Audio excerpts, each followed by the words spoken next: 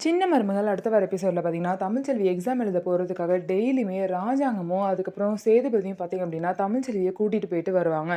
சேதுபதி தமிழ்ச்செல்வியை தூக்கிட்டு போய் எக்ஸாம் ஹாலில் வரைக்கும் உட்காந்து, தமிழ்ச்செல்விக்கு என்னென்னலாம் செய்யணுமோ எல்லாமே செஞ்சு கூட்டிகிட்டு வருவாங்க.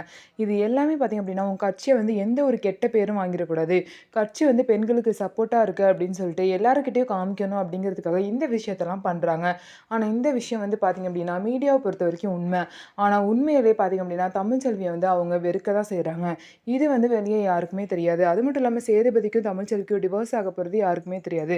இந்த விஷயம் போஸுக்கு தெரியும். போஸும் ஒரு அமைச்சரும் பேசிகிட்டு இருக்கும்போது, இவங்க 2 பேரும் டிவோர்ஸ் ஆக போகிறாங்க அப்படின்னு சொல்லிட்டு அந்த அமைச்சர்கிட்ட போஸ் வந்து சொல்கிறாங்க.